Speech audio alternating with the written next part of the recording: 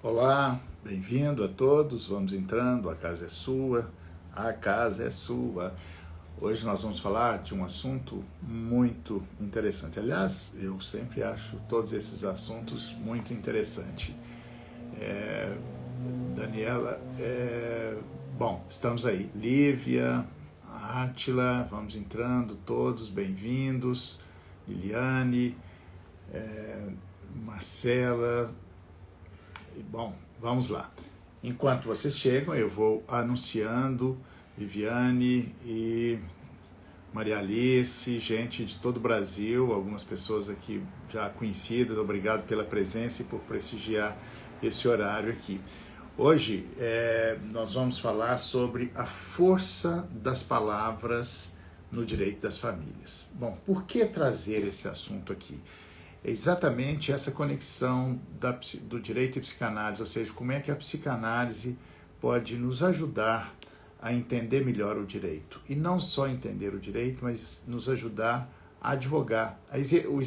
Advogar, mas vai além da advocacia. Isso é para todo o conteúdo jurídico que passa, que é também útil para os magistrados, o Ministério Público, né? Mas como o meu lugar de fala, para usar uma linguagem aí contemporânea, né, de advogado, eu poderia dizer ajudar a advogar por uma outra perspectiva. Obrigado, Olavo, que está sempre nos acompanhando aí. Olavo é aluno do curso, desse curso que eu tenho da Clínica do Direito. Obrigado, Olavo. Bom, vamos lá. Então, por que falar dessa força? Como é que isso pode interferir, né, no nosso dia a dia? Vamos entender.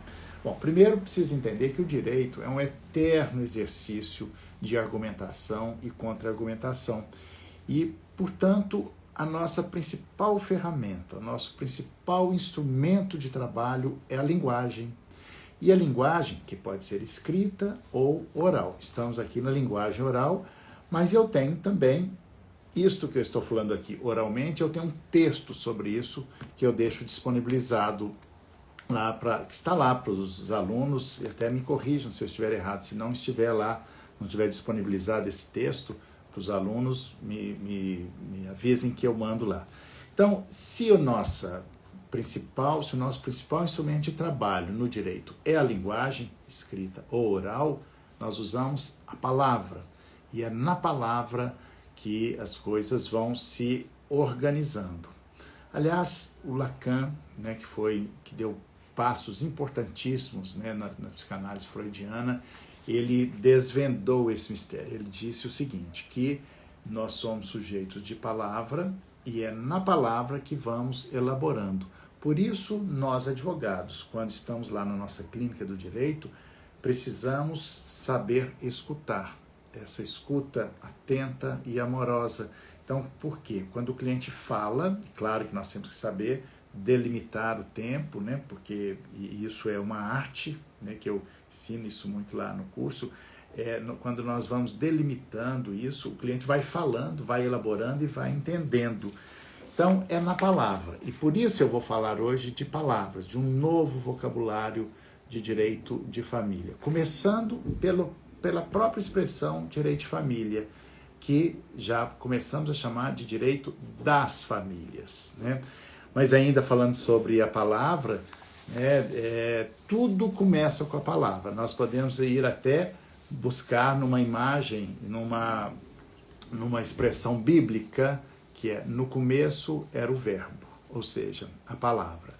Então, poderíamos ficar falando aqui dias sobre isso, e isso é muito interessante, muito apaixonante, né? Falar sobre essas palavras, sobre a força das palavras. Mas vou traduzir isso psicanaliticamente. A psicanálise fala de significante. As palavras têm um significado e um significante. O significado é o conceito a que elas correspondem, né? E o significante é aquela mensagem que ela veicula. Eu tenho um verbete no meu dicionário sobre isso. Significante, que o Lacan traduziu isso a partir do linguista Saussure, né, que foi um dos maiores linguistas, né, o francês Saussure, onde ele pôde entender melhor essa história do significante. Mas como é que nós podemos trazer isso para o direito de família? Eu vou dar exemplo. Aliás, eu vou falar 8 palavras, vamos trabalhar aqui 8 palavras que vão nos ajudar a entender a importância desse significante, ou seja, da força das palavras. Por que dizer isso? Porque nós devemos ter cuidado com as palavras. As palavras, além de força e poder, elas podem magoar, elas podem ferir. Lá no verbete do significante tem um trecho do livro O Arroz de Palma, né, de Francisco Azevedo, que é um livro que eu uso muito nesse dicionário, que eu recomendo a todos que não leram, que o leiam, que ele fala disso, as palavras podem magoar. Mas voltando aqui para o direito de família, né, para que vocês possam entender, porque nenhuma teoria tem sentido se ela não tiver um resultado prático. Então, para a gente não ficar muito aqui com juridiquês, com psicanalistês, né, nem sei se essa palavra existe, mas acabei de inventar, nós vamos dar exemplo. Então, como eu disse, 8 palavras. Primeiro delas, direito das famílias. Quando a gente fala das famílias, coloca no plural, a gente já amplia, fala, olha, aqui cabem todas as formas de família. Isso parece uma coisa simples, mas vai alterando, ela vai ressignificando. Olha só. Mas vamos voltar lá, aproveitando que o Código Civil está fazendo 20 anos, né? Nós temos que lembrar de uma palavra que, felizmente, foi abolida pelo Código Civil de 2002, que é mulher honesta. Lembram dessa expressão? A mulher honesta que não vive na casa do pai pode ser deserdada. Olha que coisa, olha como isso ficou antigo. Mas as palavras também, elas vão mudando, elas vão perdendo o seu sentido, elas vão perdendo o seu significado. Por exemplo, mulher honesta. O que é mulher honesta? Mulher honesta é que não paga a conta, né? Mas não era assim. Mulher honesta é aquela que não tinha a sua sexualidade controlada pelo pai e pelo marido. Gente, essa expressão vigorou até 2002, só perdeu a sua vigência em 2003. E então, mulher honesta é aquela que que não tinha a sua sexualidade controlada pelo marido. Agora, isso tudo, gente, traduz uma ideologia, traduz um tempo, o tempo, né, da família patriarcal, em que o homem que estava no comando. Por exemplo, homem honesto. O que é um homem honesto? O homem honesto é aquele que paga suas contas. Quando fala mulher honesta, ninguém pensa, até hoje isso ainda nos contamina, fala, ela não é honesta. Né? Ninguém fala isso para uma mulher, fala para o homem honesto, né? Que paga suas contas, né? E uma mulher desonesta, quando fala isso, é aquela que tem uma sexualidade descontrolada ou não controlada pelo pai ou pelo marido, né? Bom, então, seguindo aqui nossas palavras, já falei, direitos das famílias, mulher honesta. Outra também que caiu em desuso, que foi desquitada em 1977, quando veio a lei do divórcio, substituiu-se a expressão desquitada por separação judicial. Por quê? Porque o significante de desquitada era uma mulher também que era livre, né? que tinha uma sexualidade livre. Isso era muito pesado. E então, portanto, não falava mais, mudou-se com a lei do divórcio de desquitada para separação judicial, que hoje, aliás, nem existe, mas isso é uma outra questão. Uma outra expressão muito comum, que isso poucas pessoas percebem, a maioria dos doutrinadores escrevem isso, eu me recuso a escrever sobre isso, que é sobre famílias matrimonializadas, e usar o conceito de matrimônio como sendo o conceito de casamento. Nada contra as religiões, muito pelo contrário, as religiões são importantes, necessárias, e elas, só que não dá para misturar direito com religião. Família matrimonializada, e essa expressão matrimônio como sinônimo de casamento, ainda é influência do direito canônico. Se nós queremos um direito laico, se lutamos por um direito laico, não deveríamos usar famílias matrimonializadas, né? Deveríamos, porque isso traduz um significante, isso traz um conceito e um significante de religião, um significante religioso. Por exemplo, o casamento pode acabar, temos o divórcio. O matrimônio não acaba, porque o matrimônio é um dos sacramentos da Igreja Católica, por exemplo. Então, vejam a diferença, são sutis diferenças, mas que vão dando outro significado. Então, enquanto os doutrinadores estiverem usando o matrimônio como sinônimo de família, nós ainda não teremos um Estado laico completamente. Aliás, para que tenhamos um Estado laico, está muito longe ainda, mas é uma luta constante.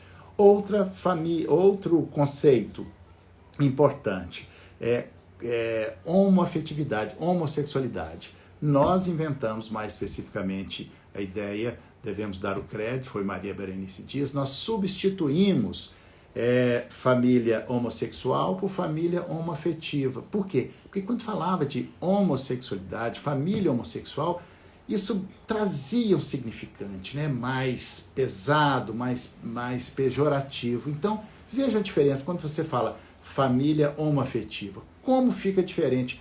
O conceito é o mesmo, mas o significante é diferente. Isso é muito importante. Então, eu queria muito que vocês absorvessem isso para que nós pudéssemos ter mais cuidado com as palavras, né? Então, homoafetividade, homossexualidade, embora o conceito seja o mesmo, o significante é diferente, né? Homoafetividade, portanto. Outro conceito muito importante, que o Código Civil, embora tenha apenas 20 anos, ainda usa, mas isso é uma grande polêmica, que é concubinato.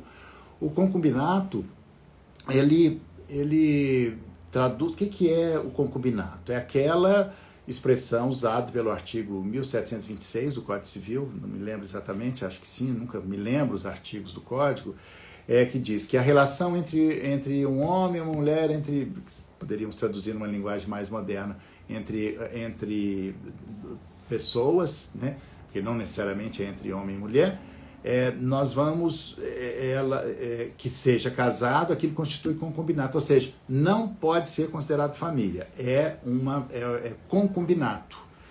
Então, como é que nós vamos ajudando a mudar isso? Olha, concubinato, isso não é um concubinato, isso é uma família simultânea, por exemplo. Essa é uma grande polêmica e nós podemos fazer uma live especificamente sobre isso, mas eu estou aqui apenas trazendo o exemplo de concubinato, de saber, para mostrar como a expressão concubinato veicula esse significante pejorativo e preconceituoso. Então, ao invés de concubinato, vamos usar famílias simultâneas. Sei que isso é um grande problema, que nós temos que falar muito sobre isso, porque essas famílias existem, mas não se pode dizer que elas existem, né? Isso é cruel, vejam só como ainda estamos inseridos nesse sistema patriarcal, machista, mas uma contribuição que nós podemos dar, que eu estou trazendo aqui, que cada um de vocês pode dar, é começando a ter um pouco mais de cuidado com as palavras, usando as palavras, ter um cuidado com o significante das palavras. Então, quando a gente fala concubinato, é quase que um xingamento, né? E sempre sobre a mulher, claro, porque as mulheres concubina, alguém já chamou alguém de concubino, né? Isso parece até piada, né? Mas, enfim, é um exemplo aí na minha lista dessas palavras que precisam mudar. Concubinato, não. Família simultânea. E outra expressão importantíssima que nós devemos abolir, embora o significado seja o mesmo, interdição e curatela. Os tratados internacionais, a lei, o Estatuto da Pessoa com Deficiência e o Código Civil, o Código Civil e o Código de Processo Civil ainda usa a expressão interdição. Por que evitar a expressão interdição? Porque não se interdita pessoas, não se interdita direitos. Você protege pessoas, protege direitos. Então isso, gente, isso é muito importante. É uma simples mudança de nome? Aparentemente sim, não, mas é muito mais do que isso. É mudar o significante. Aí eu queria que vocês entendessem, olha só, a importância da psicanálise nos fazendo ajudar a entender o direito de família, né? Esse significante que veicula preconceito, é pejorativo. Então, vamos parar de usar interdição, é curatela. A curatela, ela traz essa ideia de proteção, né? E, por fim, a expressão visitas e convivência, né? Nós não podemos usar, não devemos usar a expressão visita, né? E visita, nós vamos usar convivência familiar. Isso, olha só, o Estatuto da Pessoa, o Estatuto da Criança e do Adolescente, a Lei 8.069, o ECA, desde 1990 já aboliu essa expressão, que substituiu por convivência familiar. Mas por que as pessoas continuam usando visita? Um pai jamais deveria se permitir ou se autorizar ou autorizar alguém a dizer que ele é visitante do seu filho. ele convive com seu filho. Por que não é bom falar visitante? Porque visita, veicula esse significante de frieza, de formalidade. Olha só, você muda as palavras, você ressignifica, né? Você traz um novo sentido. Então, gente, isso é muito importante. Eu sei que isso, talvez ninguém nunca tenha falado disso, mas é o que não tem, a gente inventa, né? Eu tenho um texto sobre isso que a gente pode, que vocês podem falar mais sobre, que a gente pode destrinchar isso um pouco mais, mas lá no meu curso, Direito das Famílias, a gente fala disso, que falar de psicanálise, a gente pode, abrange tudo isso. Então é muito importante que a gente tenha consciência. Então, se apenas um de vocês apreender e tomar essa consciência, eu já ficarei muito satisfeito, né? Tem outras palavras também, essas são as que eu me lembrei agora. Aliás, me lembrei agora também de uma outra também que nós devemos ter cuidado. Genitor e pai. O pai nem sempre é o genitor e o genitor nem sempre é o pai. Vejam só. Então, quando a gente muda, evita de usar a palavra genitor e usa pai, você também introduz um novo significante. Portanto, eu listei aqui 9 expressões jurídicas, né, e que veiculam esses significantes. Então, eu queria muito que vocês pudessem entender a força que as palavras têm, né, porque o nosso principal instrumento, a nossa principal arma do direito é a palavra. Nós somos sujeitos da palavra. E até porque no começo, no princípio era o verbo, né? E eu termino aqui, gente, lendo um trecho que eu gostei muito, que foi o desembargador Lorival Cerejo do Maranhão fez no meu dicionário, que é sobre essas palavras, sobre essa evolução das palavras, de como o direito de família tem um novo vocabulário.